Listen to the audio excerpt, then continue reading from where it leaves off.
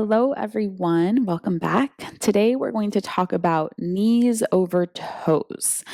So let's start standing and let's explore this controversial topic. So, if you've ever been told in a yoga position or in another form of movement that you should always keep your knee over your heel over your ankle, I'd love for us and love for you to expand your mind into considering that, like the why of that. Why have we been taught this? So, when we move through our lives, as in like walking up the stairs, walking up a hill, our knee naturally needs to move over our ankle. So if we're avoiding that in our intentional mindful movement practices, I believe, and I want Alter to represent in the world, that we believe that that is not helpful for when we are, considering moving here in these ways and then having that translate into how we're moving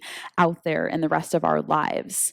So let's take a mini exploration of it's number one, possible for our knees to move over our ankles, and that we can do this in a variety of ways, and we can do it in ways that where we progressively build a strength and awareness to do it in a way that we feel safe, that we feel confident, and that this will help us as we move through the rest of our lives, slowly, progressively over time. So let's start with our toes facing forward. And I just want you to take a tiny little movement of the knees forward over your ankles. So I like to bring the hands here to the chest, and toes are forward, keeping your heart lifted, letting the knees track forward over the ankles toward the toes, and then you stand up. If that didn't feel great, back off of the range and just do it in a smaller way. Yeah, good. And then let's try it with the toes turning out and the knees turning out, right? Thighs turning out, where we keep the torso elevated, and we'll take the knees wide. You look down. Okay, the knees are going over those ankles. You're keeping the heels pressing into the ground, and we straighten the legs out. And try it again. We lower down our body weight, and we straighten the legs. Great. And then let's try it. Like, we'll explore variety in our movement patterns in a way that we feel confident, safe, like interested to do so. Knees coming in, legs going straight. Knees in, legs straight. And again, if any of these ranges feel like that something just doesn't feel quite right, just back off of it a few degrees and see if you can find a spot that does, right? If everything's feeling really good, you might, choose to test the waters. Heels down, knees coming in, knees bending forward, and we go into the straight legs. Yes, good. So let's go back to the toes forward position and see if everything was, again, feeling good. Maybe you take that range a little bit farther down, keeping your heels rooting into the ground. Another layer of awareness that we'll start to thread in as we lay the foundation here together is this idea of co-contraction, helping to spread the force, front body, side legs, back body, healthy, functional, happy joints when we learn how to co-contract. So what I'll have you start off with is pushing your feet into the ground. And I want you to push the feet into the ground so much that it helps to straighten the legs, and hopefully you start to feel lots of activity in the legs, squeezing all of the muscles in towards the bones from your feet all the way up into your pelvis, and then let that release. Right, I want you to do that again. So we're going to squeeze the feet into the ground. The inner heels might even start to pull toward one another, yet not losing sight of some pressing into the pinky side edges of your feet, and just enough that you're not overly cranking, right, on any particular spot, but we feel the feet, the lower legs, the front, the back of the legs, like working together here to hold us tall and upright.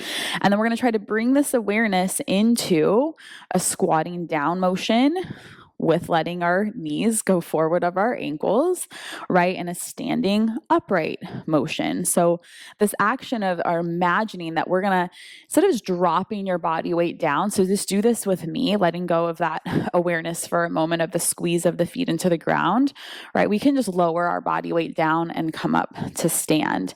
And I want you to notice that kind of the amount of effort that you feel in your legs, just really in your body in general, when we drop down and stand up. Now, push the feet into the ground. Remember that same sort of action, little squeeze of the inner ankles toward one another, not losing sight of some of the effort in the outer edges of your feet. I want you to hold that and already notice, hopefully, that we feel something different in our legs, maybe all the way up into the hips, maybe back into the bum.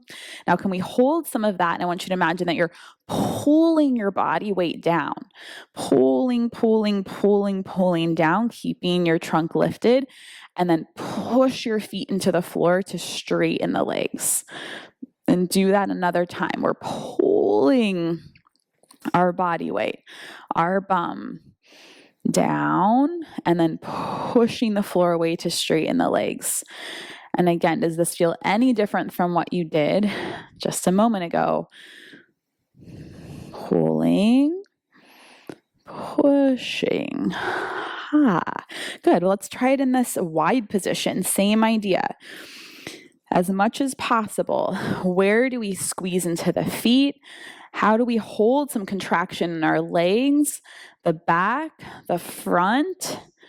Pulling down, keeping your knees wide for this one, and then pushing up. Good. Try it again. Pull down, right? Rather than just here, there's a slowness. I'm almost thinking of, sometimes I think of it as like this incremental, one segment at a time. We lower down and then push. Okay, let's try 2 in that internal rotation. It's interesting, like I'm already getting a little tired, like feeling lots of activity in a variety of positions in my legs all the way up into the pelvis. It's so fascinating. Again, did we have to do it like this every single time? I would say no, but if we're looking at building some strength adaptations, getting stronger in some of these positions and helping our nervous system to feel safe while doing it, it's like we're sending those signals to the brain of like, hey brain, I can contract these muscles in this interesting range or in these deeper ranges. So right, we might have this felt experience of more range over time, more strength over time. Actually, our tissues adapting. Good. Excellent. Very nice. All right, let's take a little top of the foot stretch. Have a moment. Feel the aliveness. Standing, seated, or laying down. And just appreciating yourself for learning some new things, for taking some time for you today. And we'll see you soon.